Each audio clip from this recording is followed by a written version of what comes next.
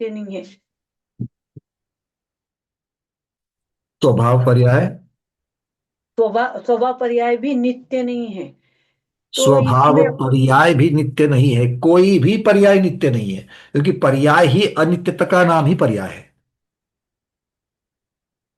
स्वभाव से बनने वाली जो पर्याय स्वभाव भी है नित्य मेरा रहेगी जानना। क्या? स्वभाव से जो पर्याय बनती है, जीव की स्वभाव से कौन सी पर्याय बनती है? चलिए थोड़ा सा विश्लेषण आज हो जाए। स्वभाव से, स्वभाव कौन सा है जीव का? जानना और देखना। जानना और देखना। तो ज्ञान की पर्याय देख लीजिए। ज्ञान की, शुद्ध जीव में ज्ञान कौन सा है? स्वभाव।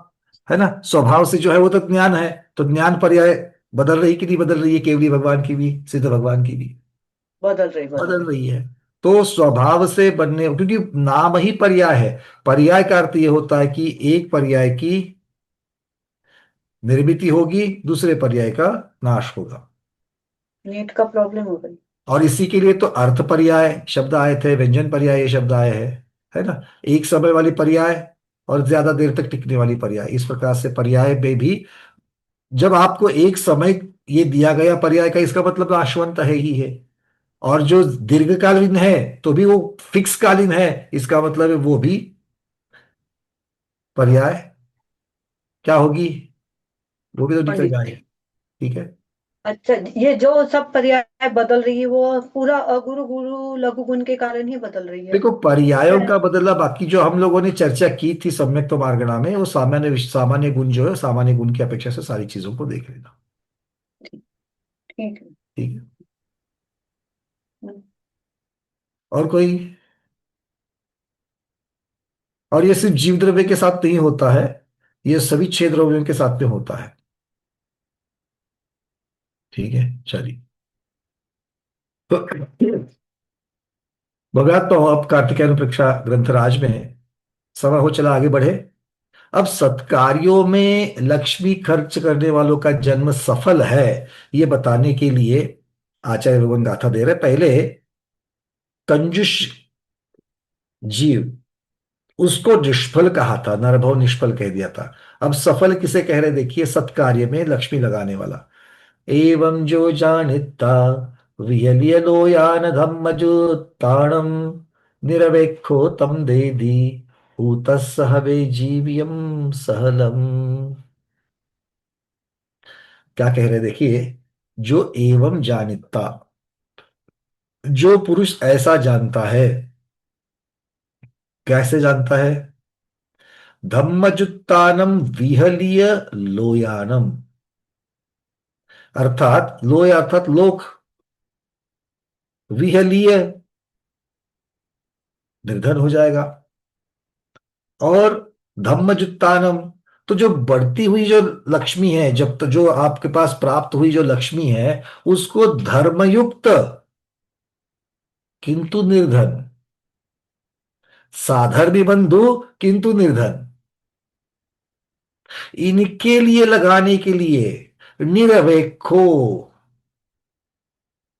निरपेक्ष भाव से, निरपेक्षो कह रहे हैं। निरपेक्ष भाव से निरपेक्ष भाव से मतलब प्रति उपकार की इच्छा से रहित होकर, मैं आपको इतना दे रहा हूं तो कल आप मुझे इतना दोगे। आप मेरे काम में आया तो आप मेरे काम में जरूर आएंगे, इसीलिए मैं दे रहा हूं। ऐसी भावना से रहित होकर, निरपेक्ष भाव से तम दे दी, देता है। ऐसे जीव का क्या होता है?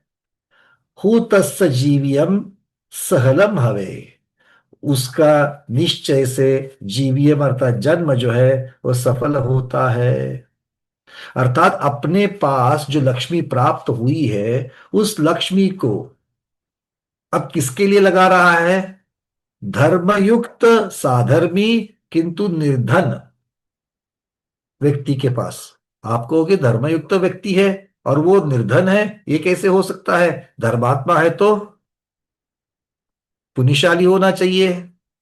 भाई, पुण्यशाली तो बनने का वो अभी पुरुषार्थ कर रहा है। किंतु बहुत बार हो सकता है कि उसने वैराग्य को प्राप्त करते हुए एक एक प्रतिभा हुआ आगे बढ़ते बढ़ते बढ़ते अपनी चीजों को कम करते करते चला गया है। अपने पास जो चीजें थी सबको बांटते बांटते गया है, और अब वो निर्धन अर्थात कम धन वाला बन गया है। समाज में ऐसे बहुत सारे लोग हमको दिखते हैं, है ना, कि जो प्रतिभाधारी हुए हैं या फिर जो ज्ञानी है, पंडित है, किंतु एकदम सादा जीवन जीते हैं।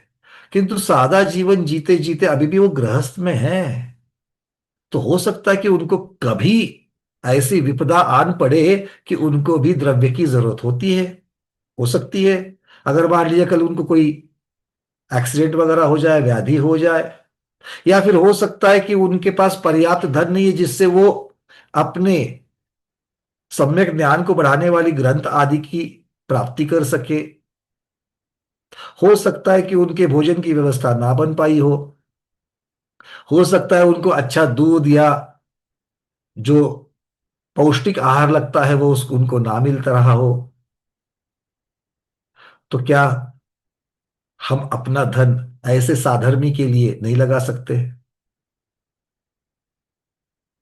लगाना चाहिए या नहीं लगाना चाहिए? आचार्य भगवान कहते हैं अगर लगाएंगे तो आपका नरभव सफल हो गया। देखो यहां पर सम्यक दर्शन के दो अंगों की चर्चा आ सकती है। एक तो वात्सल्य और दूसरा स्थितिकरण। एक तो वात्सल्य और स्थितिकरण। कभी कभी क्या होता है कि धर्मात्मा है, धन भी है, किंतु कुछ गलत चीजों की वजह से उसका धन कम कम होते होते जा रहा है। तो उनको स्थितिकरण भी कर सकते हैं, वात्सल्य भाव भी रख सकते हैं, और उस साधर्मी को हम लोग उपयोग ला करके उसको मदद कर सकते हैं। क्लियर हो रहा है आपको? समझ में आ रही है बातें?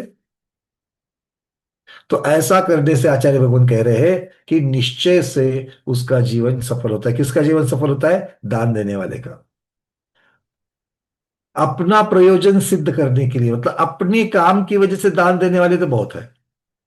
मेरा नाम हो जाए, मुझे इनके बदले में इनके पास से कुछ चाहिए, ऐसे अपेक्षा रखने वाले तो संसार में बहुत सारे दिख जाते हैं। क्योंकि जो पति उपकार की इच्छा से रहित है, ऐसे निरपेक्ष भावों से जो धर्मात्मा को, दुखी दरिद्री को जो पुरुष धन देते हैं, वो विरले होते हैं, उनका जीवन सफल हो जाता है। अब थोड़ा सा क्या करना है? चिंतन करना है। क्या चिंतन करना है? क्या मैंने अपने जीवन में ऐसे जीवों की मदद की है, उनके काम में आया हूं? क्या दिख रहा है? अलग अलग प्रकार के दान दिए हैं, दान नहीं दिए ऐसा नहीं कह रहा हूं मैं, पर ये एक मौका है हमको खुद के आत्म परीक्षण करने का। क्या मैंने सभी प्रकार के दान दिए हैं? बात समझ में आ रही है? तो इस प्रकार से हम खुद का भी अवलोकन कर सकते हैं। चलिए देखते हैं शिवचंद्र स्वामी अब यहां पर क्या कह रहे हैं। शिवचंद्र महाराज सबसे पहले तो 20 नंबर की जो गाथा है, उस 20 नंबर की गाथा का पहले वो तो छाया करेंगे, मतलब संस्कृत में उसको बना देंगे। देखिए क्या होती है। एवं यज्ञात्वा विफलितलोकेभ्य धर्मयुक्तेभ्य निरपेक्ष निरपेक्षः तां ददाति खलु तस्य भवेत् जीवितं सफलम्। कह रहे हैं तस्य, तस्य कस्य?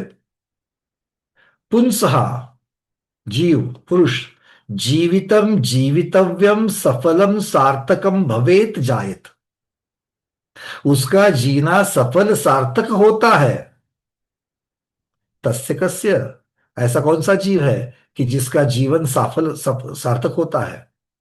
वो कहते यह पुमान, वो जीव, ददाती प्रयच्छन्ति ताम लक्ष्मी धन धान्यादि संपदाम, संपत्ति उसके पास है। किदृक् सन निरपेक्ष, कैसे दे रहा है? निरपेक्ष भाव से दे रहा है। तत् और निरपेक्ष भाव को कैसे यहां पर विशद करेंगे, उसको कैसे समझेंगे? तो आचार्य भगवान उसकी व्याख्या कर रहे हैं यहां पर, निरपेक्ष की व्याख्या कर रहे हैं। तत्कृतोपकार वांछा रहित, तत्कृतोपकार, मैं किसी का उपकार कर रहा हूं या इसके बदले में कोई मेरा उपकार करे, ऐसी वांछा, ऐसी भावना से रहित। केभ्य विफलित लोकेभ्य निर्धन जनेभ्य, किसकी करनी है? ऐसे भाव से किसको सहायता करनी है? तो विफलित लोकेभ्य। मूल गाथा में शब्द था विहलीय लोयान, प्राकृत में। उसकी संस्कृत छाया क्या बन रही है? विफलित लोकेभ्य, अर्थात कौन? निर्धन जनेभ्य। प्राकृत को संस्कृत, संस्कृत को भी और विशद कर रहे हैं आचार्य भगवान यहां पर। किंभूतेभ्य धर्मयुक्तेभ्य सम्यक व्रतादि वृषयुक्तेभ्य। अभी भी मैंने बात कर रहा था कि सम्यक दर्शन की अपेक्षा से, अपने सम्यक दर्शन को बरकरार रखने के लिए, अपने सम्यक दर्शन को दृढ़ रखने के लिए, और सम्यक दर्शन को दृढ़ कैसे रखा जाता है? आप अपने सम्यक दर्शन को दृढ़ करते कि नहीं करते हो? आप अपने सम्यक दर्शन को दृढ़ पक्का करते हो कि नहीं करते हो? कैसे करते हो? हाँ बोलने से नहीं चलेगा, आप बता दो ताकि मैं भी अपना सम्यक दर्शन दृढ़ कर पाऊं। कैसे करते हो आप लोग सम्यक दर्शन को दृढ़? जरा कौन बताएगा भाई? एक आध गोष्ट बताओ। आप अपने सम्यक दर्शन को रोजमर्रा की जिंदगी में क्या करके दृढ़ करते हो? हाँ भाई सुरेश जी, क्या लगता है? अनम्यूट कर लो। कोई आकांक्षा नहीं रखते हुए निकंसित भाव से और नीच की दृष्टि से। निर्विचिकित्सा दृष्टि रखते हैं, हाँ। निशंकित भावना से जलते हैं, है ना? ये तो नाम तो सर आगम में मिल जाते हैं। उदाहरण दीजिए कि हम क्या करते हैं, आप क्या करते हैं? जैसा जैसा आहार के वक्त कुछ हमारा जो कुछ वामन हो गया, ये हो गया, तो उसकी ग्लानि न करते हुए उनकी वैयावृत करते हैं और उसको दूर करते हैं। बहुत बढ़िया, सुंदर। तो ये निर्विचिकित्सा करते हुए आप अपना वहां पर सम्यक दर्शन को दृढ़ करते हैं। बहुत बढ़िया। चलो और कोई? दीपा दीदी, आप अपने सम्यक दर्शन को दृढ़ कैसे बनाती है रोजमर्रा की जिंदगी? अभी तो मैंने सुरेश जी को हाँ कह लिया क्योंकि अभी वो अयोध्या में बैठे हैं, है ना? तो ये उदाहरण बिल्कुल लागू होता है, तो हमने एक्सेप्ट कर लिया। तो घर में तो साधु मिलते नहीं है, तो निर्विचिकित्सा कैसे होगी? घर में जब साधु नहीं है तो निर्विचिकित्सा कैसे होगी? कौन बताएगा? फिर मैं दीपा दीदी के पास आता हूँ। रोज की साधु का नहीं मगर रोज का उदाहरण देती। रोज हमको पूजा और पूजा अभिषेक करने को बोले हैं, तो अभिषेक नहीं करते मगर ये देते हैं क्या, अनुमोदना तो रोज जाते हैं मंदिर को, अभिषेक देखने को जाते हैं, वही उद्देश्य से जाते हैं।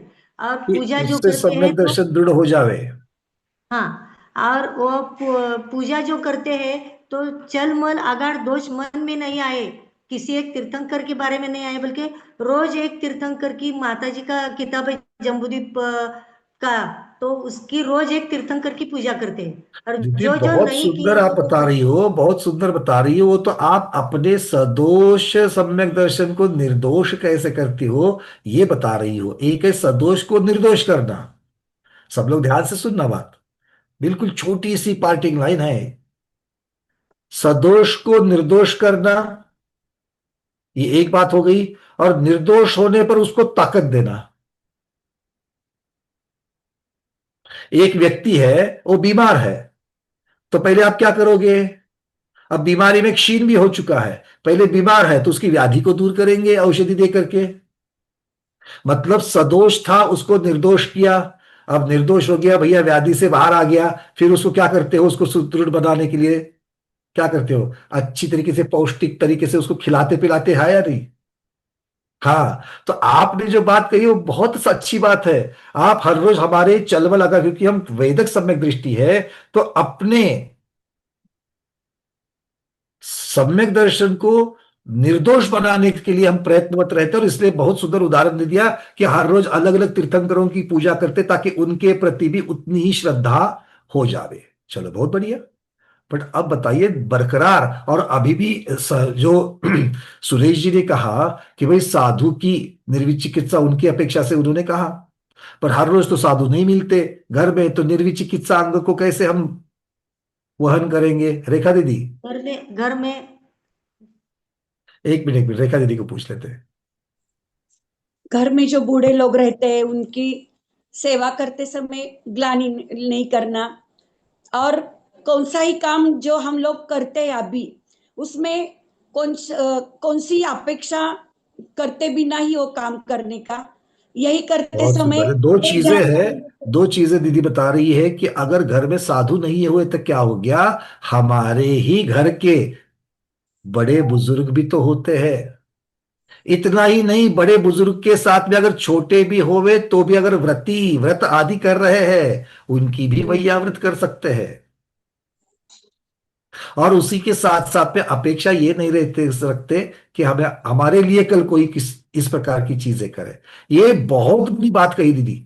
ये एक दिन में नहीं होता, ये एक दिन में नहीं होता, ये हर रोज इस प्रकार के चिंतन। कौन सा चिंतन? यहां पर स्वामी कुमार कार्तिकेय महाराज जो कह रहे हैं, शुभचंद्र स्वामी जो कह रहे हैं, वो हमारे लिए चिंतन है कि साक्षात आगम कह रहा है कि जो विफलित लोग हैं उनकी सेवा वैयावृत्त करने से, उनके काम आने से मेरा जीवन सफल होगा। आ रही बात सबको समझ में? और यही भावना अपने बड़े बुजुर्गों के बारे में तो होगी ही होगी, किंतु समाज के साधर्मी बड़े बुजुर्ग जो है उनके बारे में भी हो जाना चाहिए। वहां पर थोड़े से लिमिटेशंस आ जाएंगे, किंतु भावना तो रख ही सकते हैं, और जहां तक होवे कर सकते हैं। आज समाज में इनकी बहुत जरूरत है। हम लोग बस इतना सोचते कि हमें क्या करना है, वो अपना अपना देखे भैया, दूसरे के घर में कितना झांकेंगे। ऐसा भी बहुत बार लगता है। आजकल क्या हो रहा है, हम इसको कैसे परिवार कहते हैं? ऐसे परिवार जहां पर बेटे बहू सब अब निकल करके दूसरी जगह पर अपने कामों में व्यस्त हो चुके हैं। माता पिता बूढ़े हैं, अकेले हैं, वो अभी भी अपने पुराने निवासों में रहते हैं। उन्हें भी तो कुछ जरूरत लगती होगी, तो उनके भी हम कहीं जाकर के कभी उनको पूछे भी तो, उनके स्वाभिमान को धक्का ना लगाते हुए हम उनको भी तो पूछे कि उन्हें कुछ जरूरत है कि नहीं है। अर्थ की, पैसे की, धन की जरूरत ही हो ये जरूरी नहीं हो तो उनके बेटे उनको बेचते ही होंगे,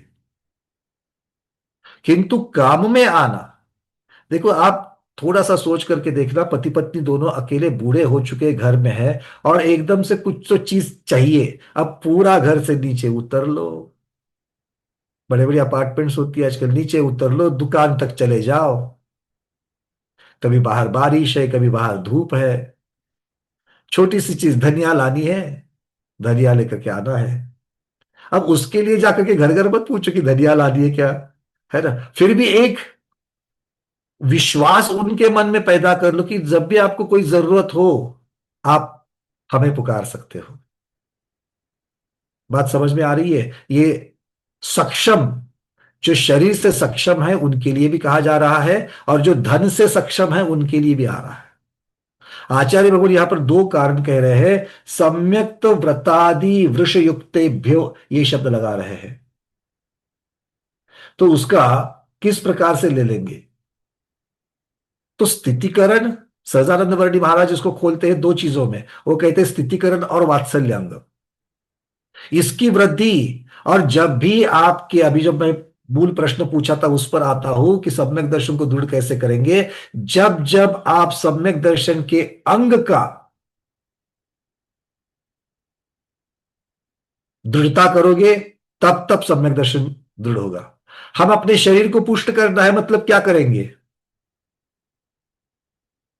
मैं जो विटामिन की कमी है वो चीज ले लूंगा, उसको सक्षम करूंगा। आंखों के लिए मैं कुछ जो खाना है, स्मृति के लिए कुछ बादाम खाने हैं। मसल स्ट्रेंथ चाहिए तो मुझे प्रोटीन्स चाहिए। तो हर एक अंग उपांगों को ही तो मैं दृढ़ करता हूं, तब जाकर के मेरा पूरा शरीर दृढ़ होता है। और जब मैं उसके दोष अर्थात व्यसन, बुरी आदतें, इनको जब मैं उनसे दूर रखता हूं तो मेरा शरीर व्याधि मुक्त रहता है। दो अलग चीजें हैं, एक सदोष को निर्दोष बनाना और दूसरा उसे दृढ़ बना करके बरकरार रखना। तो हम अपने चलमलगार दोषों को तो निकाले निकाले, किंतु इस प्रकार के कार्य करते हुए हम अपने सम्यक दर्शन के अंगों को दृढ़ करते हैं, अर्थात अपने सम्यक दर्शन को दृढ़ करते हैं, क्योंकि वो भावना ही सम्यक दर्शन है। दूसरे के परोपकार की भावना ही सम्यक दर्शन है। दूसरे के स्थितिकरण की भावना ही सम्यक दर्शन है। और ऐसा कहा लिखा है, आगम में लिखा है, इसके ऊपर अब दूसरा कुछ मन में विचार करने की जरूरत नहीं है। निशंकित्व अंग आ गया। निरपेक्ष भाव से मैं किसी की मदद कर रहा हूं, निकांक्षित्व अंग आ गया कि नहीं आया? देखो, तो इन बातों पर, आचार्य भगवंतों की बातों पर आप श्रद्धान कर रहे तो निशंकित आ गया। निरपेक्ष भाव से आप ये सारे कार्य कर रहे हो तो निकांक्षित आ गया। इसी के साथ साथ में आप वात्सल्य, स्थितिकरण, उपगुहन, क्योंकि हम प्रशंसा नहीं चाहते। आ रही बात है समझ में? अगर इसका पालन करोगे तो अपने आप हमारा सम्यक दर्शन दृढ़ हो रहा है कि नहीं हो रहा है? या इन बातों से होगा सम्यक दर्शन दृढ़? आते ही पूछो, भैया स्त्री अभिषेक करते हो कि नहीं करते हो? जल से अभिषेक करते कि दूध से करते? शांति धारा भगवान के मस्तक पर करते कि चरणों में करते? खड़े होकर पूजा करते कि बैठ के पूजा करते? इससे सम्यक दर्शन दृढ़ नहीं होने वाला है। इससे सम्यक दर्शन दृढ़ नहीं होने वाला है।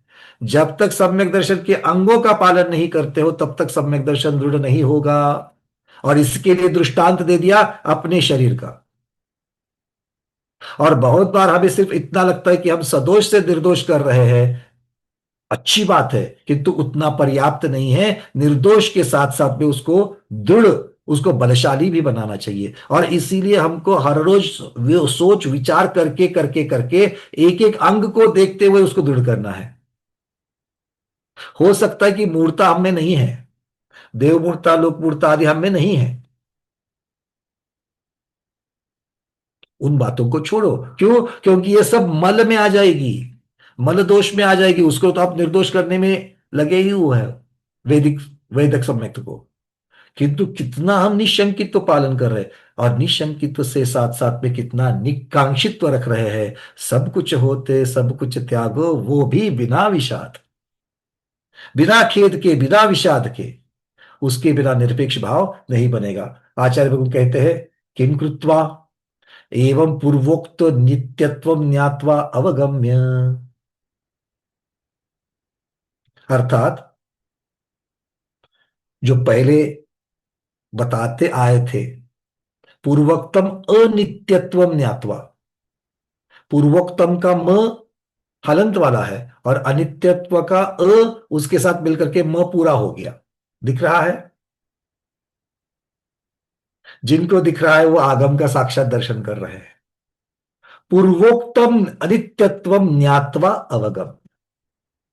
क्यों ऐसा क्यों करेगा कोई भी? क्योंकि वो जानता है, वो जीव जानता है जो इस प्रकार की सहायता कर रहा है निर्धन की, वो जानता है कि धन अनित्य है, अध्रुव है। ये लक्ष्मी जो है ये अध्रुव है, तो मैं क्यों ना उसे अच्छे कार्यों में लगा दूं और मेरा जन्म सफल कर लूं।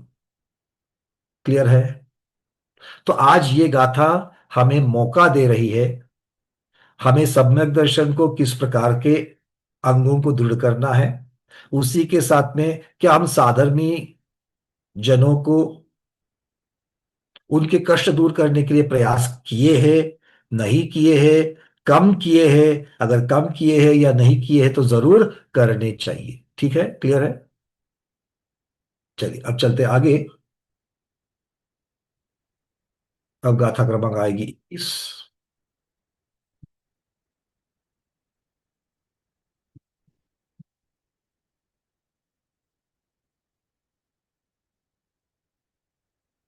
देखो, कुआं जानते हो सब लोग, कुआं, कुएं का जल रहता है। कुएं का जल भरा हुआ है, कुएं का जल भरा हुआ है। अगर कुएं से जल नहीं निकालोगे तो क्या होता है? ना निकालो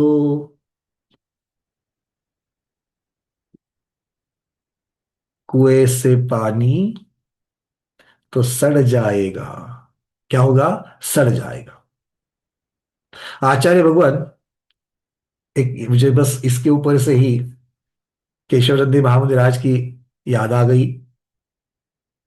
समाधि हो चुकी है उनकी अब।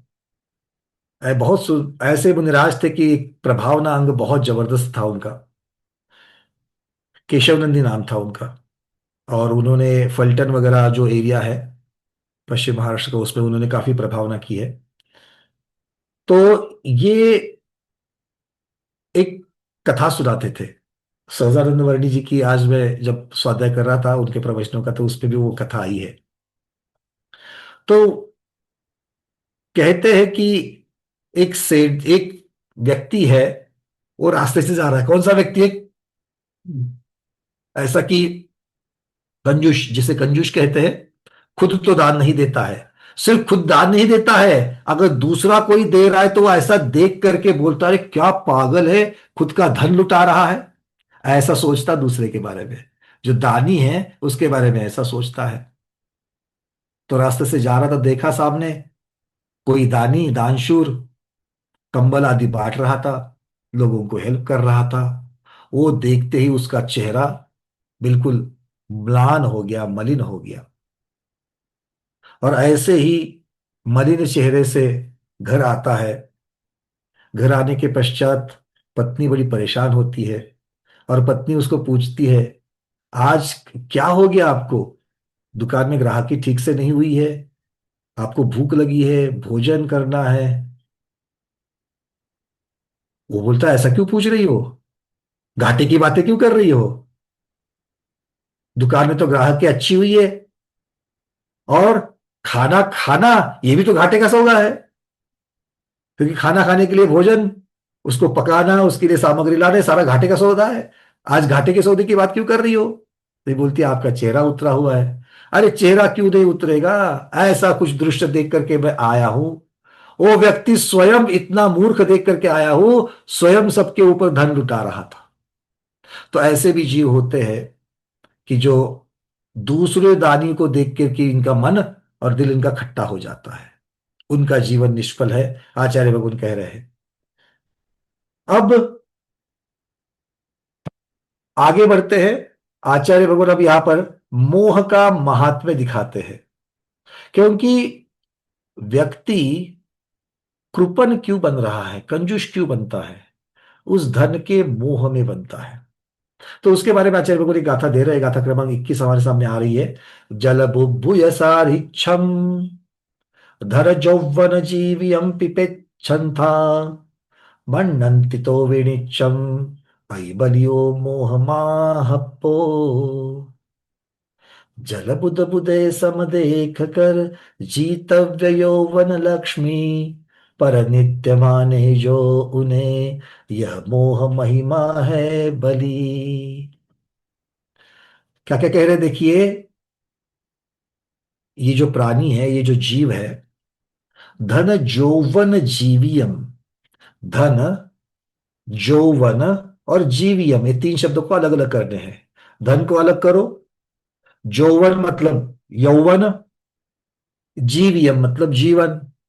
धन, यौवन और जीवन, इनको जल बुब्बुय सारिच्छम,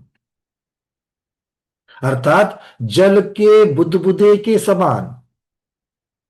जल में बुदबुदे आते सब लोग समझते हैं, उसके समान, जो तुरंत नष्ट होते हैं, नाशवान होते हैं। पेच्छनतापी, देखते हुए, पेच्छनता शब्द लगा दिया आचार्य भगवत ने यहां पर। देखते हुए भी, ऐसा नहीं कि सिर्फ जानते हुए, क्योंकि जब देखा जाता है ना तो वो ज्यादा परिणाम करता है। तो आचार्य भगवत कहते कि देखते हुए भी निच्छम मन्नंति तो भी उसको नित्य मान रहा है। मतलब धन को, यौवन को और जीवन को, ये तीनों नाशवान है कि नहीं है? धन भी नाशवान है, यौवन भी नाशवान है और जीवन भी। क्योंकि धन विनाश को प्राप्त होगा, यौवन बुढ़ापे को प्राप्त होगा, और जीवन मृत्यु को प्राप्त होगा, तो तीनों भी जल के बुदबुदे के समान अनित्य है। ये देख रहा है। कैसे देख रहा है? उसके आंखों के साथ देखो, खुद बूढ़े हो गए ना, वो समझ में नहीं आता। आता है क्या? खुद बूढ़े हुए हैं, ये समझ में आता है क्या? अब मैं प्रश्न को बदल देता हूं। दूसरों की तुलना में दूसरे बूढ़े हुए हैं क्या, ये जानना ज्यादा सरल है, या खुद बूढ़े हुए हैं इसको जानना सरल है? दूसरे, है ना। वो कहते हैं मराठी में, दुसऱ्याच्या डोळ्यातलं कुसळ पण दिसतं। मतलब दूसरे के आंख में छोटा सा कचरा गया है ना, वो भी दिखता है। और अपने आंखों का मूसल, मूसल है ना, वो उखली में जो मूसल रहता बड़ा बड़ा, अपनी आंख में अगर मूसल गया वो भी नहीं दिखता। तो इसलिए दूसरे के अगर एक बाल सफेद हुआ है, अरे बाल सफेद होने लगे तुम्हारे, अरे बाल झड़ने लगे तुम्हारे, अरे चश्मा लग गया तुमको इतने जल्दी, इतनी जल्दी मोतियाबिंद का ऑपरेशन हो गया।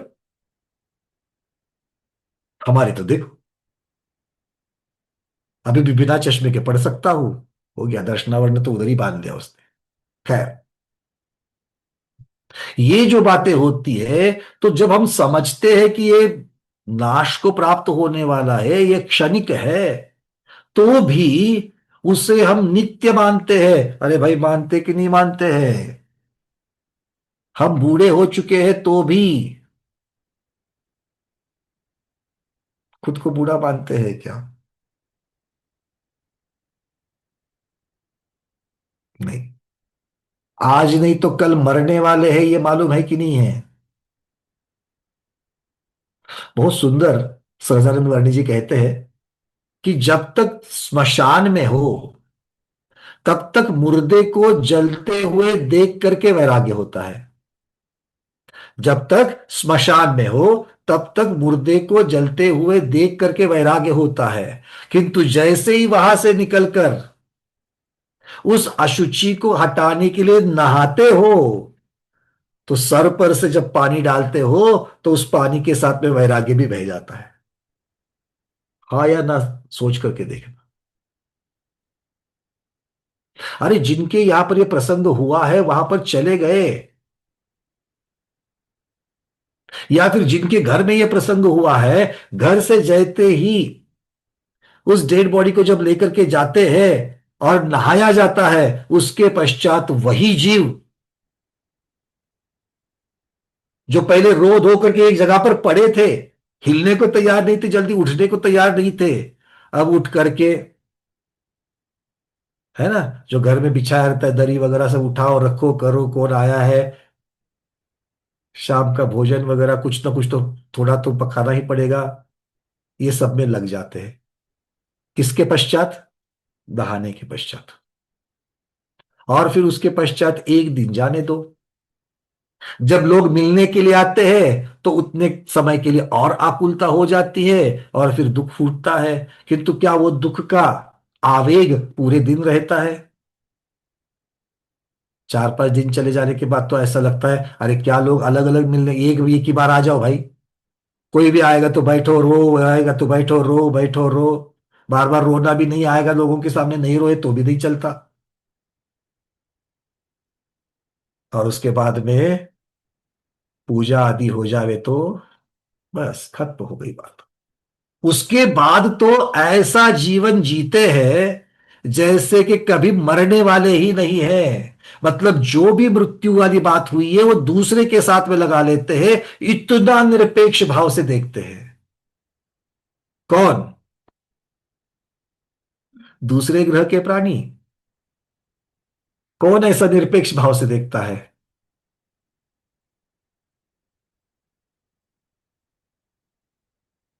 आ रही है बात समझ में? आज तक हमने बचपन से लेकर आज तक के कितने मृत्यु को देखा। अपने घर के देखा, परिवार के देखा, मित्र परिजनों में देखा, अपने गुरुओं में साधुओं में देखा, व्याधि सहित मरण को देखा, स्वकाल से आराम से अपनी आयु बिताकर मृत्यु को देखा, एक्सीडेंट से विपदा में जाते हुए देखा। इतना होने के बाद भी खुद को सजना संवरना, अलग अलग प्रकार के व्यंजन खा करके इस शरीर को पुष्ट करना हमने छोड़ दिया। आचार्य महाराज वही तो कह रहे हैं कि जब आंखों से किसी की मृत्यु होते हुए दिख रही है, कल हमारी भी होने वाली है, ये जानता है, मतलब ये सारी चीजें क्षणिक है, जल के बुदबुद के समान है, फिर भी उसको नित्य मान करके चल रहा है कि नहीं चल रहा है? 24 घंटे में कितनी बार हम लोग मृत्यु के बारे में सोचते हैं? क्या भैया, क्या बात कर रहे हो? 24 घंटे में हम कितनी बार मृत्यु की बात करते हैं?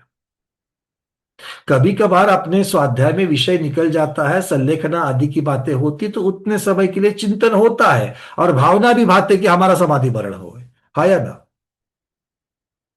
किंतु उसके पश्चात तो क्या करना चाहिए?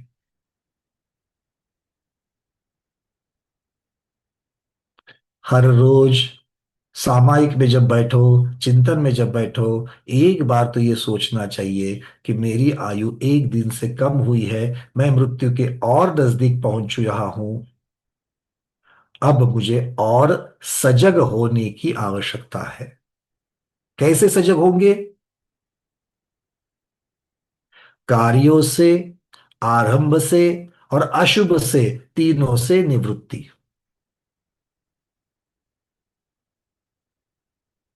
क्या क्या कह रहे हैं? कार्यों से,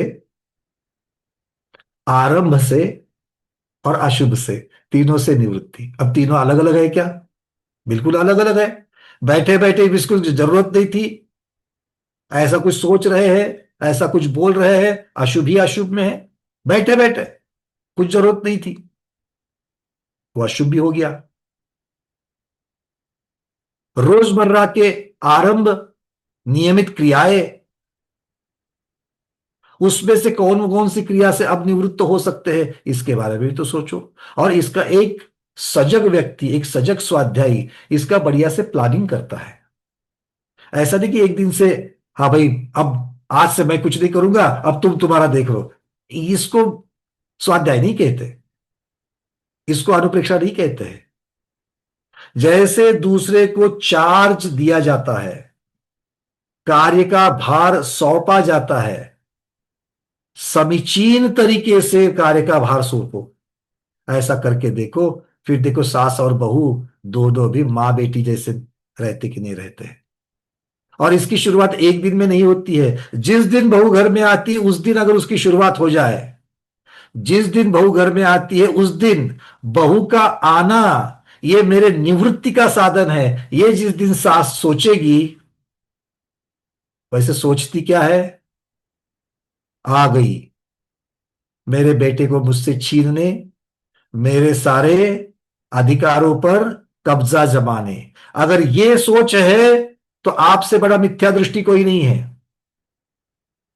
और जिस दिन बहू के निमित्त से, बहू के आने मात्र के साधन से अगर आप निवृत्ति, किससे? अशुभ की निवृत्ति, कार्यों से निवृत्ति और आरंभ से निवृत्ति की सोच अगर आप रखते हो, तो आपसे बढ़िया कोई सम्यक दृष्टि नहीं है। समझ में आ रही है बातें? क्लियर हो रहा है? अगर नहीं हो रही है, नहीं हुई है, तो ज्यादा लेट नहीं हुआ है, आज से जिस दिन जागो उस दिन सवेरा। प्रश्न लूंगा मैं, रुको। आचार्य भगवान कह रहे हैं, धन जौवन जीवियम, धन यौवन और जीवन को जल के बुड़बुड़ी के समान सारिच देखता तुरंत नष्ट होने वाला है, ये देख करके पेच्छनतापी, वो देखते हुए भी उसको नित्यम, नित्य मानता है। तो क्या है? ऐसा क्यों है? ये आश्चर्यजनक लगता है, किंतु ऐसा क्यों है? मोह माह पो ऐ बलियो। मोह का महात्म्य अर्थात मोह बड़ा बलवान है। सबसे बलवान अगर कोई है तो वो मोह है। भले भले शक्तिशालियों को भी वो अपने वश में कर लेता है।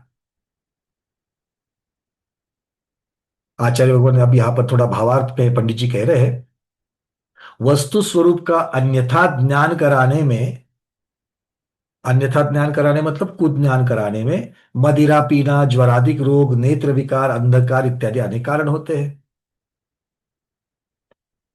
वस्तु स्वरूप का अन्यथा कारण मतलब जैसी वस्तु है, जैसे माता है तो माता ना समझ करके उसमें सिर्फ एक महिला अगर आपको दिख रही है, एक सिर्फ वहां पर स्त्री दिख रही है, तो वो क्या है, मदिरा पीने वाला ऐसा सोच सकता है, व्यसन करने वाला ऐसा सोच सकता है। मतलब वो अन्यथा स्वरूप कौन दिखा रहा है, वो मदिरा दिखा रही है। या तो फिर ज्वर आदिक रोग, रोग मतलब पित्त, जब पित्त का प्रकोप हो जाता है तो व्यक्ति बड़बड़ाना चालू कर लेता है, असंबद्ध बोलता है। जब बहुत ज्वर चढ़ जाता है, कहते हैं ज्वर सर में चला गया है, तो भी वो बड़बड़ाना चालू कर लेता है। मतलब जो स्वरूप है उस स्वरूप को नहीं मानता। नेत्र विकार, अगर धुंधला हो जावे तो अंदाजे से कुछ तो उल्टा भी बोल सकता है। तो नेत्र विकार भी जीव को विपरीत ज्ञान करा सकते हैं। और उसके साथ साथ में इसके अंधकार आदि है, अगर जितनी पर्याप्त रोशनी चाहिए, अगर पर्याप्त रोशनी नहीं है तो भी विपरीत स्वरूप दिख सकता है। हाँ या ना? एक एक शब्दों की तरफ चिंतन लेके के जाना। मदिरा पिया हुआ है, मां को भी स्त्री दिखता है, बहन में भी स्त्री दिखती है। अंधकार है, पर्याप्त रोशनी नहीं है, कौन है पहचाने में नहीं आएगा, तो भी विपरीत स्वरूप देख सकता है। नेत्र धुंधले हो चुके हैं तो भी विपरीत देख सकता है। पित्त, वात, ज्वर आदि अगर व्याधियां हुई है तो भी वो विपरीत देख सकता है। किंतु इन सब से, इन सभी कारणों से मोह सबसे बलवान कारण है, जो वस्तु को प्रत्यक्ष अनित्य, अध्रुव, विनाश वाली देखते हुए भी उसे अपना मान करके बैठता है या उसे नित्य ही मान करके चलता है। हाँ या ना बोलो? क्या हम दिन भर में असावधान रहने की वजह से और जो चिंतन होना चाहिए वो चिंतन, पर्याप्त चिंतन ना होने की वजह से कहीं मिथ्या दृष्टि तो नहीं बन रहे हैं? क्योंकि विपरीत सोच, जब सही सोच नहीं है तो वे सोच विपरीत हो जाती है। जब सही सोच नहीं रहती है तो विपरीत सोच हो जाती है, और विपरीत सोच वाला क्या कहलाएगा? सरोज दीदी क्या कहलाएगा? मिथ्या दृष्टि ही तो कहलाएगा। और ये सब कुछ क्यों हो रहा है? होना नहीं चाहते, ऐसा क्यों हो रहा है? पर्याप्त चिंतन नहीं है। अगर पर्याप्त चिंतन होता प्रमोद जी, तो अनित्य को नित्यवान करके चलते क्या? अभी अनित्य को नित्य मानते हैं, कब तक? जब तक स्वाध्याय चल रहा है, जब तक चर्चा चल रही है। उसके बाद शाम के भोजन में क्या बनने वाला है? अच्छा, दाल बनेगी। अरे खाली दाल मत बनाना, उसको तड़का देना, खाली दाल लग जाती है। और तड़का भी बढ़िया से लगाना। जब अंदर से आवाज आ रही है अरे तड़का आपको चलता नहीं है, पेट में तकलीफ होती है, अरे होने दो थोड़ा, वो सूखी रूखी खाने से अच्छा है तड़के वाली ही खा लूं। अब बोलो, वो तड़के का मोह जो है वो बलवान है कि नहीं है? वहां पर चिंतन है क्या? अपने स्वस्थता का चिंतन जहां नहीं है तो रोग की तरफ बढ़ रहे हैं। बस बस यही बात है कि जो होना चाहिए उतना आत्म कल्याण का चिंतन कम पड़ता है, इसलिए असावधान हो जाते हैं, और असावधान होने की वजह से हमारा नुकसान हो जाता है। तो इसका अर्थ क्या निकला? इसके लिए हमें बॉटम ऑफ द लाइन क्या निकला, स्टोरी का क्या अर्थ निकला? हमें सावधान रहना है और हमें चिंतन करना ही चाहिए। कितने लोग हर रोज चिंतन करते हैं, उसको सामायिक का नाम दे दीजिए। सामायिक में सिर्फ माला फेरने वाले हाथ ऊपर नहीं कर रहे। माला फेरना उसका पुण्य अलग है, माला फेरने का काम अलग है, वो करना ही चाहिए, उसका कोई निषेध नहीं। बट सामायिक के नाम पर सिर्फ माला फेरते हैं, वो नहीं चाहिए मुझे। सामायिक के नाम पर चिंतन करते हैं, 5 मिनट ही सही। कितने हाथ ऊपर आए? 2, 3, 4, 5। छह सात। जिनकी प्रतिमाएं हैं वो तो सामायिक करते ही करते हैं, किंतु सामायिक में चिंतन क्या चलता है? जिन्होंने जिन्होंने आप ऊपर किए हैं, आज अष्टमी है, तो आज के चिंतन में आपने क्या चिंतन किया था प्रभु जी? आज आपका चिंतन क्या था?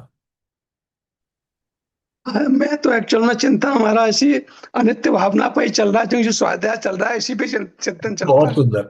मतलब अभी ये जो आपको मौका मिला, ये जो साधन मिला, ये जो निमित्त मिला है, उस निमित्त की अपेक्षा से ही हमारा चिंतन चिंतन चलता चिंतन है। जब ये स्वाध्याय नहीं था, क्योंकि अभी अगर मैं बाकियों को बिचरूं तो ज्यादातर लोगों के उत्तर यही आएंगे। जब ये स्वाध्याय नहीं था, तब क्या चिंतन चलता था? ऐसा कोई अगर, पूर्णिमा दीदी, किस प्रकार के सामायिक में आप कौन सा विषय लेती हो? भैया जी, जैसे ऐसा चलता है जैसे कोई अभग से खाता हो, कोई आलू वगैरह खाता है। उस समय इतनी वेदना होती है कि कितना है ना, कि जो नीचे की चीजें खाता है उसको हमेशा नीचे ही जाना पड़ता है। तो उस जीव का कैसे अपन, उस जीव को कैसे संबोधन करें, कैसे उस जीव को अपन कहें। मतलब और दूसरे आज मैंने जीव ये, को, दूसरा जीव जो अभक्ष खा रहा है उसके बारे में आपका चिंतन चल रहा है? नहीं, अंदर से खूब ज्यादा वेदना भी होती है कि अपन कैसे सामने वाले को कैसे क्या समझाए। मतलब उसको और ऐसा दूसरे होता को, दूसरे को समझाने की चिंता है।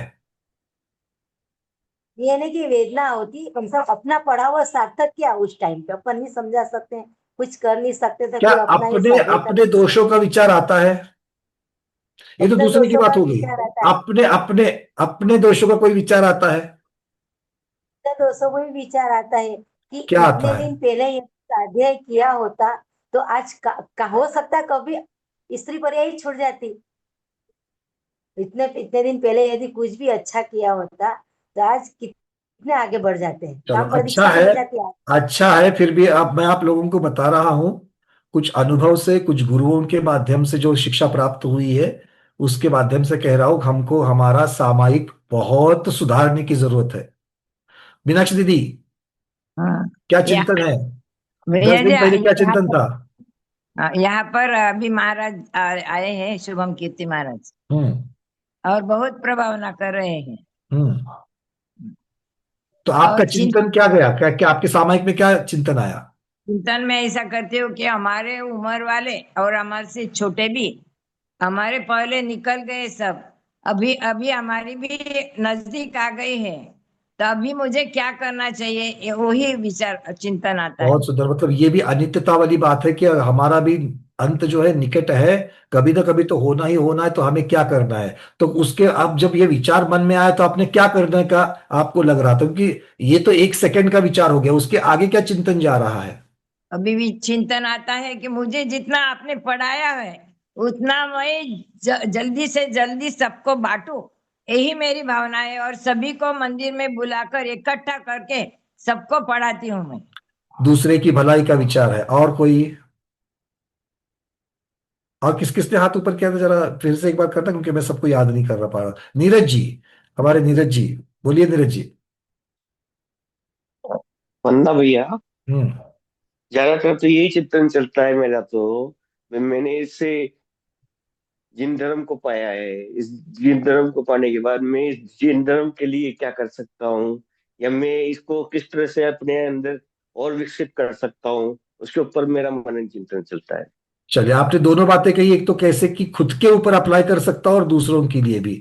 देखिए मनीषा दीदी, आप क्या कहना चाहोगी? वंदना भैया जी, मैं ऐसा सोचती हूँ कि अब तक मुझसे बहुत हिंसा हो गई है, तो अभी मैं रोज प्रयत्न करूंगी कि मैं कम से कम हिंसा होकर। मतलब जो दोष हुए हैं, एक उदाहरण आपने दिया हिंसा का, जो दोष हुए हैं, दोषों को कम से कम कैसे करूं, इस प्रकार का विचार आपका सामायिक में रहता है। बाकी जितने भी लोगों ने हाथ ऊपर नहीं किया, सामायिक नहीं करते हो। सामायिक का नाम लेकर के सुनीता दीदी, सुनीता बज दीदी। वंदना भैया, मैं तो दोषों का कम चिंतन करती हूँ भैया। भाई आपने जो गति इंद्रिय कायु मार्गना है ना, चलिए, तो आपका श्रुत ज्ञान का चिंतन चल रहा है, मार्गणा जीव द्रव्य आदि का चिंतन आपका चल रहा है। चलिए, और कोई?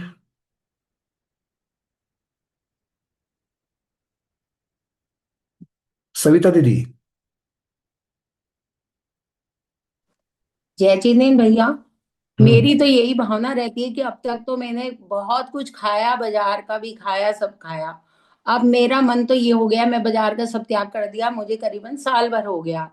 कई बार मेरे हस्बैंड ये भी कहते हैं कि चलो तुम आज तो चलो वहां तो शुद्ध मिलेगा, तो भी मेरा मन नहीं करता। बार बार ये लगता है नहीं मुझे नहीं खाना, कहीं देखा नहीं तो मैं कैसे खाना है मुझे। चलो, तो बस भक्षा यही भक्षिका। चिंता चलता है कि भाई है ना, मुझे तो बचना है, कोई भी गलत चीज से या कोई भी किसी तरह की हो अनजाने में खाने से बचना है, बस यही भक्षा भक्ष की बात आप कह रही हो, भक्षा भक्ष की बात। बहुत सुंदर। विजया ठोलिया दीदी, आपका भी हैंड रेस है। सामायिक में किस प्रकार का चिंतन चलता है? जी भाई साहब, प्रणाम करती हूँ मैं। प्रणाम। सामायिक के बारे में तो नहीं बोलूंगी मैं। ये आपने जो अनित्यता का कहा ना, तो नहीं नहीं, पहले उसके पहले लिए पहले जो पहले सामायिक के बारे में बात कर लीजिए पहले, क्योंकि हमने जी उसके जी, लिए आपको। हाँ, तो उसी का चिंतन करते हैं हम लोग दिन भर। ऐसा सामायिक करके नहीं बैठती हूँ, लेकिन चिंतन ये आता है कि हाँ, दूसरे का जो जा रहा है, जैसे कोई मर रहा है या किसी के ऊपर कोई विपत्ति है, तो उसको देख के हमने अपने को समझना है कि अपना भी समय ये आ सकता है। तो बहुत सुंदर। उसका चिंतन हमें ये करना है कि जो भी समय बचा है। दूसरे के निमित्त से स्वयं के उद्धार की बातें आप सोच रही है, बहुत अच्छी जी बात जी जी, बिल्कुल बिल्कुल। तो है। यही बात अपने मन में हमेशा रखना चाहिए कि अपना भी बहुत थोड़ा समय बचा है, बता नहीं सकते कितना बचा है। इसलिए हर पल को अपने को सार्थक बनाना है, यही भावना करते हैं। बहुत बढ़िया। सादर प्रणाम भाई साहब, सादर वंदना। हेमांगी दीदी। हाँ, वंदना भैया। हम्म। भैया अभी थोड़े दिन पहले हमारे परिवार में किसी की डेथ हो गई थी, पास वाले परिवार में। हम्म। तो उनके घर वाले बहुत आक्रामक करते थे। तो बार बार ये चिंतना था कि वो जीव तो जहाँ जाना था वहां चला गया, अपना परिवार वहां बना लिया, वहां उसने अपने मोहिनी कर्म का जो था वो मोहिनी कर्म वहां जग गया। और हमारा मोहिनी कर्म यहाँ अभी भी नहीं छूटता है।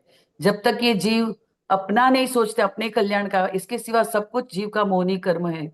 और बार बार कहीं भी कुछ अनबन या ऐसा होता है तो एक ही लाइन वो आती है जो बहु पुण्य केरा की है कि लक्ष्मी और ने अधिकार વધતા, इस जीव का क्या बढ़ गया। मानो अपनी लक्ष्मी भी बढ़ी या कुछ अधिकार भी बढ़ा, तो इसमें इस जीव का क्या बढ़ गया है? बस ये चिंतन बार बार अभी आने लगा बहुत है भैया। सुंदर। बहुत सुंदर, वैराग्य भावना की अपेक्षा से भी आपने बता दिया। देखो, अभी बहुत सारे लोग हैं, मैं सबको नहीं, सबके पास नहीं जाऊंगा। एक इसका एक सार निकालते हैं। और सार ऐसा है, हम जब जब भोजन करते हैं, महाराज जी का भोजन, चौके का भोजन देखा आपने, साधु का भोजन देखा आपने, नीरस होता है किंतु समग्र होता है। आपने देखा होगा, समग्र होता है।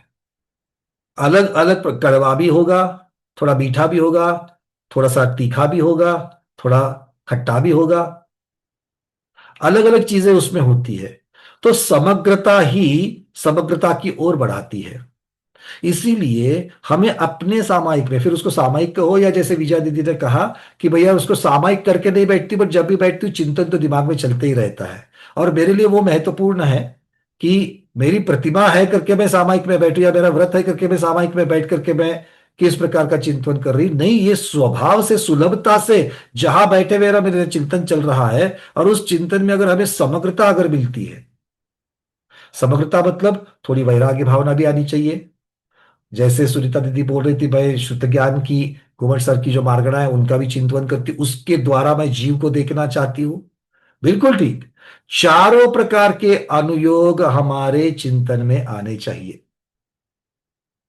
क्योंकि अगर कोई एक ही अनुयोग बलवान होता, कोई अगर एक ही अनुयोग बलवान होता तो भगवान उतना ही बताते, बाकी की बताने की जरूरत ही नहीं थी। भगवान ने चारों अनुयोग उतने ही महत्वपूर्ण बताए, पहली बात। दूसरी बात, दू ये एक सैचुरेशन हो जाता है और ये दोष है। ध्यान से सुनना, मैं बहुत महत्वपूर्ण बात बता रहा हूं। और जो बरसों से आप कर रहे हो, मैं आप शब्द नहीं लगाना चाहिए, इन जनरल मैं कह रहा हूं, सामान्यतः से कह रहा हूं, ज्यादातर लोग जो धर्म कार्य में बहुत वर्षों से लगे हुए हैं उनके लिए एक सैचुरेशन आ जाता है। सैचुरेशन सब लोग समझते हो? हाँ, एक संपृक्तता, एक तृप्ति की भावना आ जाती है। और जब वो तृप्ति की भावना आती है ना, वो बहुत ही घातक होती है। क्योंकि तृप्ति की भावना आते ही खुद की तरफ नहीं, दृष्टि दूसरे की तरफ जाती है। फिर ज्यादातर विचार वो क्या कर रहा है, वो किस प्रकार से कर रहा है, क्या वो सही है कि नहीं गई है, मैं उसके लिए क्या कर सकता हूं, ये चीजें वहां पर चलती है। सामायिक समआयिक, अपनी आत्मा के नजदीक रहना है, सबसे पहले खुद का विचार करना है। समग्रता की बात मैं करता हूं तो जब तक जैसे आप वैराग्य भावना को करते चलोगे उसमें दूसरों का विचार भी आएगा, नहीं ऐसा नहीं है, बिल्कुल आएगा, क्योंकि उसके पहले खुद को। जिस समय आपके दिमाग में ये विचार आ रहे कि मैं दूसरे को कैसे सुधारूं, उसका कल्याण कैसे करूं, उसका ये कर रहे, इसका इनडायरेक्टली कैसे आप कह रहे हो कि मेरा स्वयं के बारे में संतुष्टि हो चुकी है, बट क्या संतुष्टि के कारण इतना आपका कल्याण हो चुका है? तो फिर जब खुद का ही अभी तक आधा अधूरा है तो हमें किस चीज के बारे में सोचना चाहिए? मैं फिर से बता रहा हूं, ये एक स्वभाव बन जाता है, इसके पीछे साइकेट्रिक मनोवैज्ञानिक कारण है। जब भी हम किसी चीज को बहुत बार बहुत देर तक करते रहते हैं, हम उसके बारे में सैचुरेट हो जाते हैं, संपृक्त हो जाते हैं, संतुष्ट हो जाते हैं, और इनडायरेक्टली हम उससे दूसरों का भला करने की बात सोचते हैं और उसी को धर्म मानते हैं। आज यही हो रहा है। किंतु अगर आप इस प्रकार से सोच रहे हो, दूसरों की व्याधि से पहले खुद की व्याधि देखनी है, और यही सामायिक है, और वो समग्रता से आनी चाहिए। उसमें शुद्ध ज्ञान की भी बात होगी, कर्णानुयोग भी आएगा, चरणानुयोग भी आएगा, द्रव्यानुयोग का अध्यात्म आदि चीजें भी आएगी, निश्चय व्यवहार दोनों चलेंगे। उसके लिए जरूरत पड़ेगी तो सब हमको याद प्रथमानुयोग की कथा करने से खुद को संबोधन देना है, क्योंकि इतना बोलने मात्र से नहीं होगा। आत्मा भिन्न है और शरीर भिन्न है। किंतु यहां पर अगर हम पांडव मुनिराज की, गजकुमार मुनिराज की, सुकुमार मुनिराज की कथाओं को अपने आंखों के सामने लाएंगे तो वो हमारे लिए ज्यादा कारगर साबित होगा। हम लोगों ने उन कथाओं को याद है करके पीछे ढकल दिया गोडाउन में, अरे ये तो हमको पता है, अरे हम तो ये तो पता है, अरे हमको तो ये आता है। जब भी मैं स्वाध्याय उनसे कोई चीजों पर बात करना चालू करता हूं, सबसे पहले 99% उत्तर देते भैया हमको ये तो पता है। अरे अगर सारी चीजें पता है तो अब तक तो तुझे कहा होना चाहिए था, हाथ में पिच्ची का मंडोलू लेकर के जाना चाहिए था। वो तो नहीं गया है, फिर मालूम होकर के फायदा क्या हुआ? ये सारी चीजें मालूम होकर के फायदा क्या हुआ? समझ में आ रही है बातें? बस वही चीज के ऊपर हमको काम करना है, और ये संबोधन आपके लिए नहीं, ये संबोधन मेरे खुद के लिए है। हर कोई हम लोग यही बात कर रहे हैं, जानते जानते, देखते देखते, क्योंकि इस चीज का मैंने स्वयं अनुभव किया है। देखते देखते 21 साल हो गए मुझे स्वाध्याय करते कराते, 21 साल से ऊपर ही ज्यादा हो गए। ये करते करते करते एक संतृप्ति की भावना आ जाती है, अरे इतना स्वाध्याय दोपहर में करते, पीडीएफ बनाते, 6-7 घंटे निकल जाते, काफी है, इससे और क्या चाहिए? ऐसा कहते ही हो गया। और अब दूसरों का कल्याण करने के लिए मुझे दूसरों को पढ़ाना है। अरे क्या पढ़ाएगा दूसरे को? खुद तो पढ़। क्या दूसरों को पढ़ाएगा? वो थोड़ा सा छोटा सा भाग होना चाहिए। दूसरों को मैं पढ़ाता हूं, अगर ये भावना आ गई तो समझ लो आप स्वाध्यायी नहीं हो, क्योंकि दूसरों को पढ़ा कौन सकता है? ये कह लो कि हम लोग मिल करके स्वाध्याय करते हैं। मैं किसी को पढ़ाता नहीं हूं, हम मिल करके स्वाध्याय करते हैं। ये भावना अगर आपके अंदर रही है तो आपका सामायिक सही जा रहा है। फिर से मैं कह रहा हूं, अपने बरसों की तपस्या को, बरसों की धर्म आपके आचरण को संतुष्ट मत हो, क्योंकि अभी तक हम कुछ भी कहीं पर भी जितना पहुंचने चाहिए थे उतने नहीं पहुंचे। हमारे पीछे से बहुत सारे लोग आगे चले गए हैं, बहुत उदाहरण देखते देखते आगे चले गए हैं। आत्मीय सागर महाराज जी का तो उदाहरण साक्षात दिया था, अब देखते देखते आजिता दीदी का उदाहरण आ गया। किसी किसी का देखते देखते अनुव्रत से दूसरी प्रतिभा, दूसरी वाली तीसरी, पांचवी, छठी तक पहुंच रहे हैं। क्यों? अलग लोग है वो। तू तो 21 साल से स्वाध्याय कर रहा है ना, फिर तू कहां अटका पड़ा है? और व्रत प्रतिभा लेना ही सब कुछ नहीं है, आपके विचारों को सही करना, आपके राग द्वेष की मंदता को करना, अशुभ से निवृत्ति होना, 24 घंटे में से कितनी देर शुभ में रहते हो, कितनी देर अशुभ में रहते हो। और जब अशुभ में रहते हो, ध्यान से सुनना, जब अशुभ में रहते हो तो कौन से लेवल के अशुभ तक पहुंचते हो, ये कभी सोचा है? यही सामायिक पे सोचना है। कल मुझे गुस्सा आया, कितनी देर, कौन से कारण से गुस्सा आया, क्योंकि आपको किस चीज को कम करना है, आपको किससे निवृत्त होना है, उसका विचार सामायिक में नहीं करोगे। राग द्वेष का, अरे परसों मुझे बहुत बुरा लगा, बुरा क्यों लगा,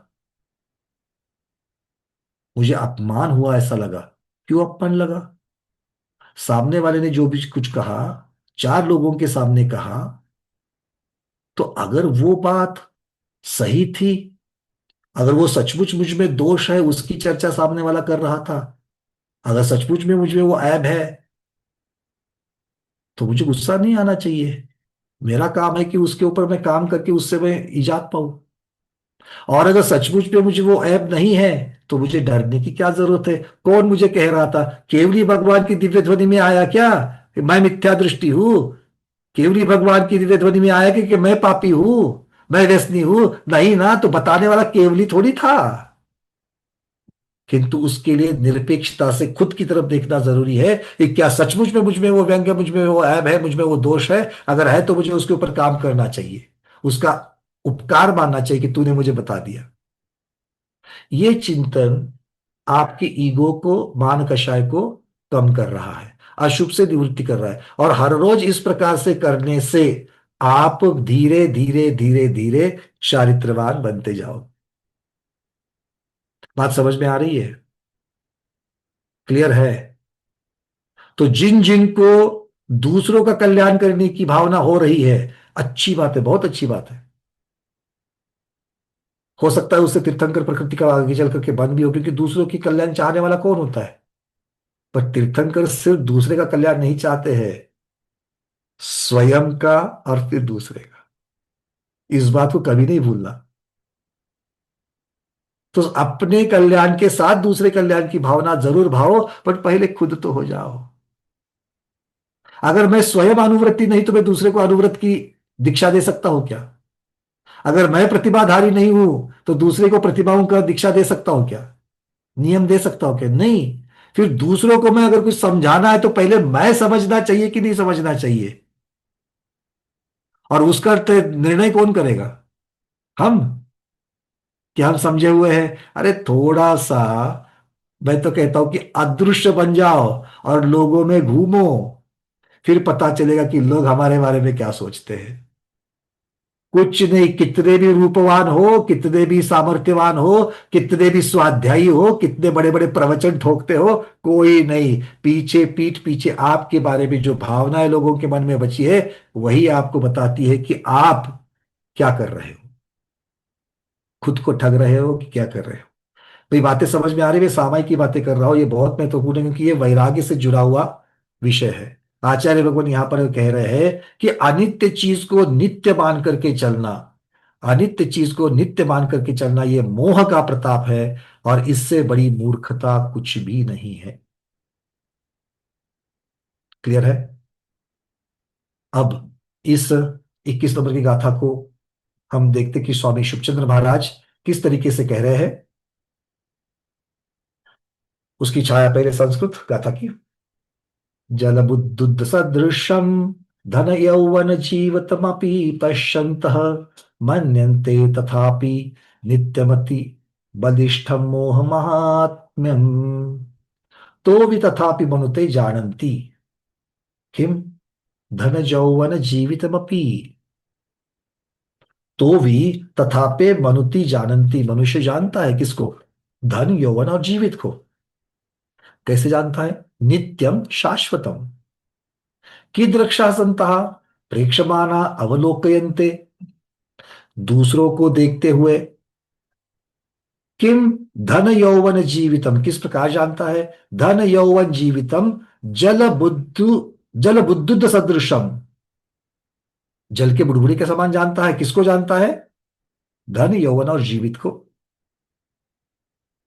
अम अम भोगत बुद्धु दत समान, मतलब जैसे बुलबुला अनित्य होता है उसके समान। एतत् सर्वम अति बलिष्ठम अति पराक्रम युक्तम मोह महात्मम, ये सब क्यों जान रहा है? जो अनित्य है उसको नित्य मान रहा है। ये ऐसा क्यों हो रहा है? तो ये तत् सर्व, ये सब कुछ क्यों हो रहा है? अति बलिष्ठम महाबलिष्ठ, ऐसे अति पराक्रम युक्तम, अति पराक्रमी महापराक्रमी कह रहे हैं किसको? मोह के महानता, मोह के महात्म्य की वजह से हो रहा है। मोहनीय कर्मम सामर्थ्यम, ये मोहनीय कर्म का सामर्थ्य है। ये चारित्र मोहनीय कर्म और दर्शन मोहनीय कर्म जो है, ये इस प्रकार की चीजें हमसे करवाता है। आगे बढ़ते हैं, एक ही गाथा बची है ताकि अनित्य भावना जो है वो संपन्न हो जाए। गाथा क्रमांक 22। अब पूरे कथन का उपसंहार करते हैं, उसका निचोड़ बता रहे हैं। चै ऊन महामोहम विष ए मुनि ऊन भंगुरे सव्वे निविषयम कुणः मनम जीणम जेन सुहम उत्तमम लहई।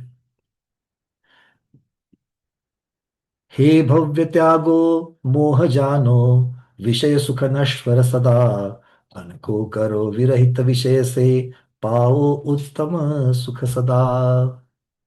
हे भव्य जीवो, आचार्य भगवान कह रहे हैं, सव्य विषये भंगुरे मुनिउन, सव्य विषय सर्व विषय, समस्त विषयों को भंगुर विनाशिक अर्थात नष्ट होने वाला जानकर, महामोहम महामोह को चयुन, चयुन मतलब छोड़कर, महामोह को छोड़कर, मनम निविषयम पुनः, अपने मन को विषय से रहित करो। आगे, येन उत्तम सुखम लहहि, जिससे उत्तम सुख को प्राप्त करो। आचार्य भगवान कह रहे हैं कि अब तक संसार, देह, भोग, लक्ष्मी, बंधुजन, परिजन, ये सब जैसे अस्थिर रूप दिखाए गए हैं, बताए गए हैं, उनको सुनकर अपने मन के विषयों से छुड़ाकर, अर्थात अपना स्वभाव कौन सा है? आनंदित, नित्य आनंदी रहने का, ज्ञानानंद में रहने का, उनको अस्थिर रूप भावेगा, वह भव्य जीव सिद्ध पद के सुख को पावेगा। अर्थात जो अनित्य पर्याय की अनित्यता को देख करके, उस अनित्यता को अनित्य मान करके उससे सीख लेवे और स्वयं को सुधारे, वही जीव सिद्ध पद के सुख को पावेगा। तो सिद्ध पद पाना है कि नहीं पाना है? अरे हाँ तो बोलो, तो क्या करना पड़ेगा? सिद्ध पद अगर पाना है तो एक एक पर्याय को चुन चुन करके देखते हुए, उसकी अनित्यता को देख करके उसको नित्य ना मानो, नित्य मानने की गलती ना करो। शुभचंद्र आचार्य महाराज इसके क्या छाया करते देखते हैं। त्यक्त्वा महामोहम विषयान् ज्ञात्वा भंगुरान सर्वान् निर्विषयम कुरुत मनः येन सुखमुत्तम लभवे। पुनः कुरुष्व त्वं विदेहि निर्विषयं विषयातीतं किं मनः चित्तम येन मनोवशीकरेण लभग प्राप्त ही किम उत्तमम सर्वोत्कृष्टम सुखम सिद्ध सुखम। सर्वोत्कृष्ट सुख कौन सा है? तो सिद्ध भगवान का सुख है। किं कृत्वा श्रुत्वा आकर्ण्य कान सर्वान समस्थान विषयान इंद्रिय गोचरान भंगुरान विनश्वरान। जितने भी इंद्रिय है, जब इंद्रिय नहीं रहेगी तो इंद्रिय के विषय रहने वाले हैं क्या? नहीं रहने वाले हैं।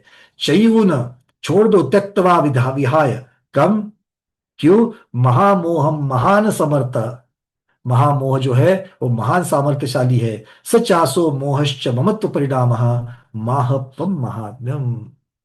तो इस प्रकार से आचार्य भगवान हमें कह रहे हैं कि जब तक मोह का जाल छिन्न भिन्न नहीं होता है, तब तक विषयों का वास्तविक स्वरूप अंतःकरण में नहीं समाता है, उसका वास्तविक स्वरूप नहीं दिखता है। और जब तक यह सब नहीं होता है, सच्चे सुख की प्राप्ति नहीं होती है। इसलिए सच्चे सुख की प्राप्ति अगर करनी है तो मोह के माजाल से बाहर आ जाओ, अनित्य को अनित्य जानो, ताकि आपको सच्चे सुख की प्राप्ति होवे। इन्हीं भावनाओं के साथ में आज के स्वाध्याय को गुरुओं के श्री चरणों में बारंबार नमोस्तु वंदामि इच्छामि करते हुए यहीं पर समापन करते हैं। जैनम जयतु शासनम, जैनम जयतु शासनम, जैनम जयतु शासनम। अब एक बात बोलने की रह गई, मैं फिर से याद दिला दूं। आचार्य भगवान ने कहा था कि इन भावना को, अनित्य भावना को सामायिक के समय कैसे भावना है? मन वचन काय को स्थिर करके। अब कैसे स्थिर करते हो?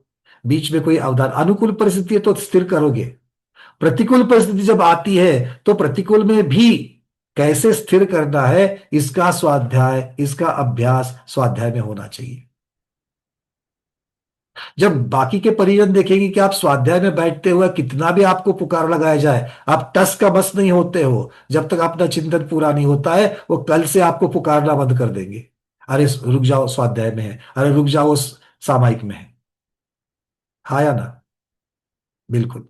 अगर आप लोग ही उनके अगर पुकारने को हूं हाँ ये सब करना चालू करोगे तो कभी जिंदगी में नहीं रुकेगा।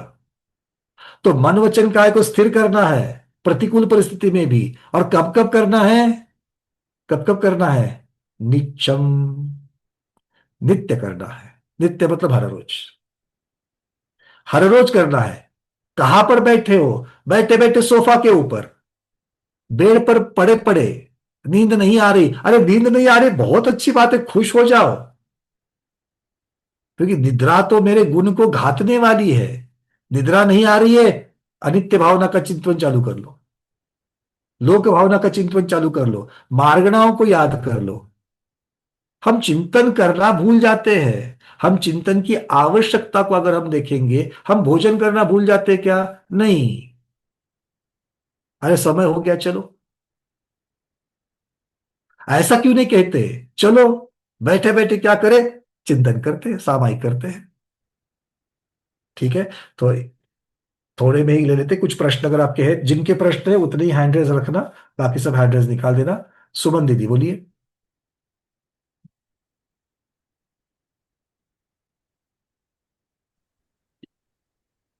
सुमन दीदी बोलिए, अनम्यूट हो चुका है। भैया जी वंदना। हाँ भैया जी मेरा प्रश्न है, जैसे शास्त्र में कई बार आता है मोह लिखा हुआ, कहीं आता है राग, तो राग और मोह में क्या अंतर, जैसे अच्छी तरह से समझे उसको कि राग क्या है और बहुत मोह सुंदर क्या है। प्रश्न, बहुत सुंदर प्रश्न। राग और मोह, कोई बताएगा राग और मोह में क्या फर्क है?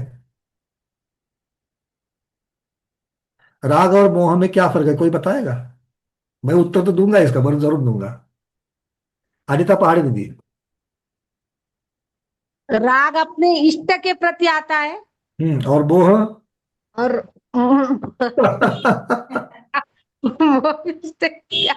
दीदी का प्रॉब्लम यही तो है कि पर्यायवाची बनने से वो दोनों समान है, तो फिर फर्क क्या है? कहीं पर राग कहा, कहीं पर मोह कहा। अर्चना दीदी।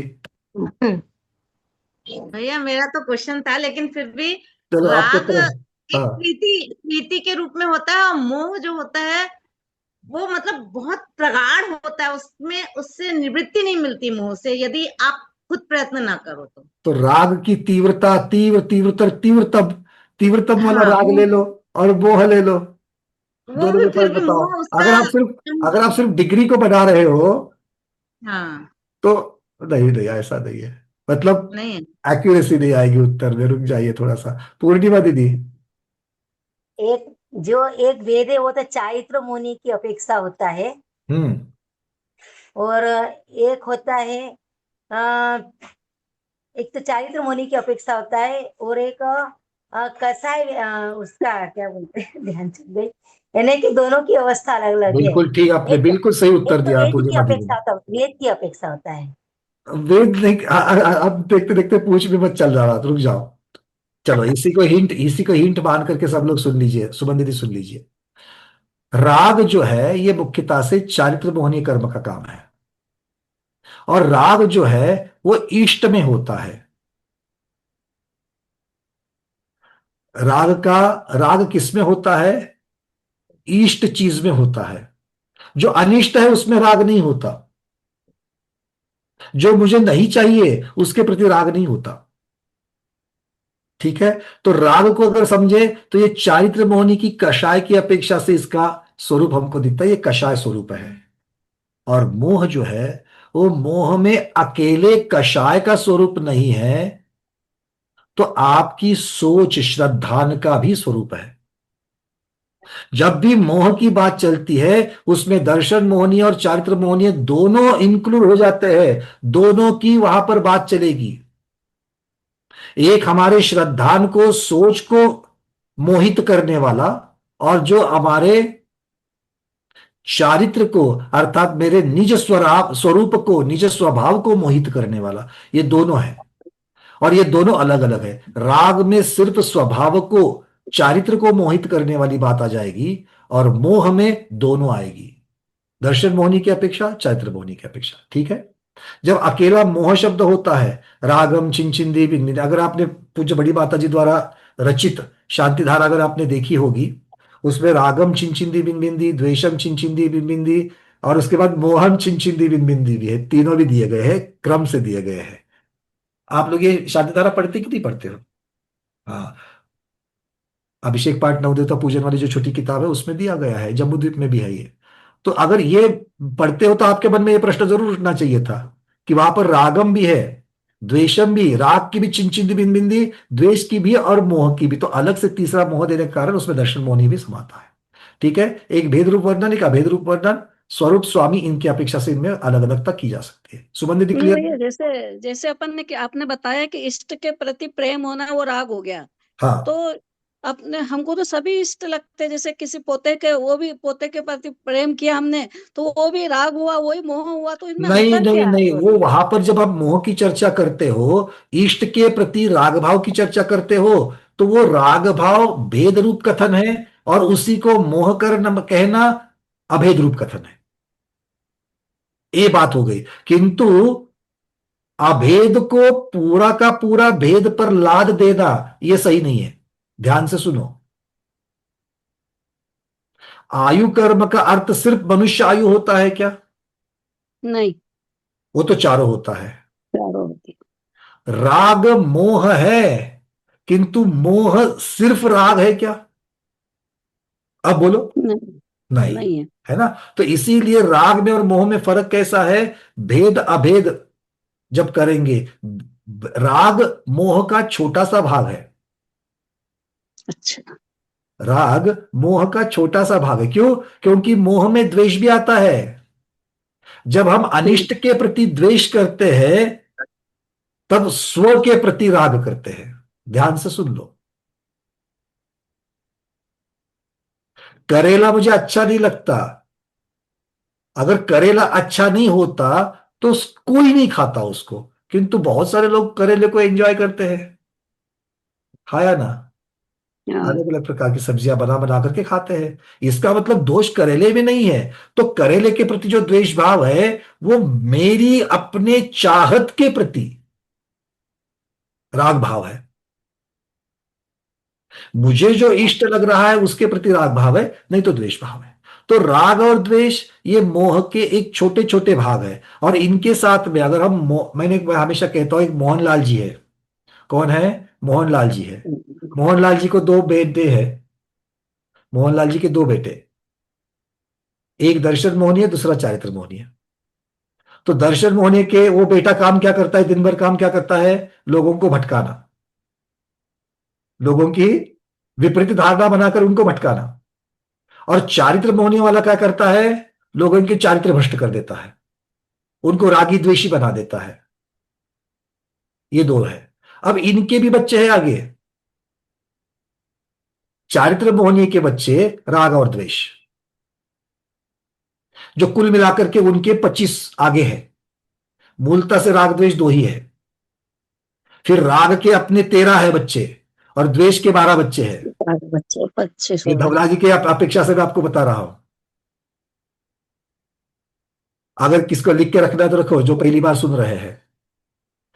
मोहनलाल जी के दो बेटे, दर्शन मोहनी है और चारित्र मोहनी है।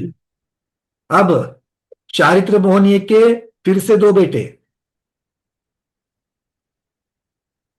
राग और द्वेष। राग के फिर 13 बेटे और द्वेष के 12 बेटे। राग के 13 बेटे कौन है? राग के 13 बेटे कौन है? अनंतानुबंधी, अप्रत्याख्यानावरण, प्रत्याख्यानावरण और संज्वलन। इनके माया और लोभ, ये चार के प्रत्येकी माया और लोभ कितने हो गए? 8 हो गए। चार क्वालिटी के माया लोभ माया लोभ माया लोभ 8 हो गए। और हास्य रति, स्त्री वेद, पुरुष वेद और नपुंसक वेद, ये 5 को उसमें जोड़ दो, तो 8 और 5 13 बच्चे किसके हो गए? राग के। अब द्वेष के बच्चे देखो, 12 बच्चे हैं द्वेष के। कैसे? तो अनंतानुबंधी, अप्रत्याख्यानावरण, प्रत्याख्यानावरण, संयोजन के चारों के प्रत्येक की 2-2, कौन कौन से? क्रोध और मान, ये उनके बेटे हैं।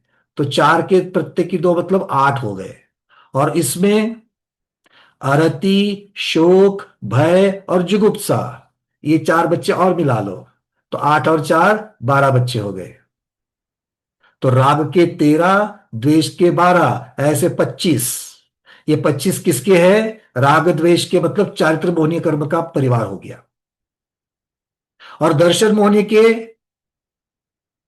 मोहनीय के उसके मुख्यता सा एक ही बेटा है उसका। दर्शन मोहनीय का मुख्यता से एक ही बेटा है, कौन सा? मिथ्यात्व। और मिथ्यात्व ने 2 बेटे गोद लिए हैं, सम्यक्त्व और सम्यक मिथ्यात्व। वो अपने ही मानते हैं अभी। मूल तो मिथ्यात्व है, फिर सम्यक मिथ्यात्व और सम्यक्त्व, ये उसके 3 बेटे। ठीक है, तो दर्शन मोहनी के 3 बेटे, चारित्र मोहनी के टोटल 25 परिवार हो गए। तो 25 और 3 28, ऐसे कुल मिलाकर के पुत्र प्रपौत्र, ऐसे मोहनलाल जी का 28 जनों का परिवार है। क्लियर है? अगर किसी का संयोगवश नाम मोहनलाल जी है तो यहां पर बात नहीं करना, मोहनलाल जी हमारे मोहनीय कर्म की चर्चा चल रही है। भाई क्लियर है क्या? ठीक है, तो ये फर्क समझ लेना। तो जब मोह आप कहते हो तो 28 की चर्चा चलेगी, राग कहते हो तो सिर्फ 13 की चर्चा चलेगी। ठीक है सुमन दीदी? चलिए, अर्चना दीदी आपका प्रश्न। भैया जी, वो शुरू में जब बात चल रही थी सिर्फ स्वधर्मी के प्रति आप अपन को वो करना चाहिए पैसा और निर्धन साधर्मी हो, स्वधर्मी, निर्धन साधर्मी हो तो उसे जरूर। नहीं वो तो अपन करते हैं, लेकिन सिर्फ क्या इन्हीं के लिए, जनरल आदमियों, जनरल जरूरतमंद के लिए कभी करें तो वो भी नहीं आएगा फिर? क्या वो वो सही पात्र में आ विशेष जाएगा? पे, वो पात्र विशेष पे चला जाएगा। एक है दान देना, दूसरा है किसको देना, और तीसरा है कैसे देना। क्या कहा? 3 तो चीजें वो भी कही। करुणा तो आएगी ना भैया उसमें, लेकिन करुणा तो है ना फिर भी सबसे कहीं ना पहली कहीं। बात सबसे पहली बात, एक दान को दूसरे दान से रिप्लेस नहीं किया जा सकता, इसको गांठ हाँ बांध। जी। तो जब हम उत्कृष्ट पात्र, मध्यम पात्र और जघन्य पात्र की चर्चा करते हैं, इसका अर्थ यह नहीं है कि आप बाकियों के लिए कुछ भी मत करो। इनका महत्व, इनकी प्रायोरिटी, इनसे मिलने वाली चीजें अलग, और बाकी पुण्य उनको की करके अगर जो करुणादान की अपेक्षा से अगर आप करोगे और इन तीनों पात्रों में से नहीं होगा तो भी वो पात्र कुछ ना कुछ तो कार्य में आ जाएगा, तो उसका उपकार तो हो ही जाएगा। एक है सामाजिक उपकार, लोक उपकार, व्यवहार उपकार, और दूसरा आध्यात्म के साथ में होने वाला आत्म उपकार। क्यों? क्योंकि जब तक आप अध्यात्म में जब चले जाते हो, जब आप कर्म सिद्धांत की बात करते हो, तो आपको पात्र की योग्यता और अयोग्यता का ख्याल रखना ही पड़ेगा, उसको नहीं छोड़ सकते, उसको नहीं छोड़ सकते, क्योंकि नहीं तो फिर इस प्रकार के वचन आते ही नहीं थे। अगर नहीं, मिथ्या इसीलिए दृष्टि मुझे को, वो पात्र को अगर दान दोगे, अपात्र को अगर दान दोगे, तो ये सारी चीजें आती है। किंतु कभी कभार अपात्र को अगर आप निरपेक्ष भाव से अगर कुछ देना पड़े तो ठीक है, भूखे को रोटी दे दी, भिखारी को रोटी दे दी, बात खत्म हो गई। उस प्रकार से उसकी तुलना योग के नहीं कर सकते। सत्पात्रों के साथ में नहीं हो सकती है। ठीक है, तो आगम में दोनों प्रकार के वर्णन, एक हमारे आत्म कल्याण की अपेक्षा से होने वाला वर्णन, और दूसरा जगत के उपकार की अपेक्षा से होने वाला वर्णन, दोनों को अपनी अपनी जगह पर रखना है। ठीक है। जी।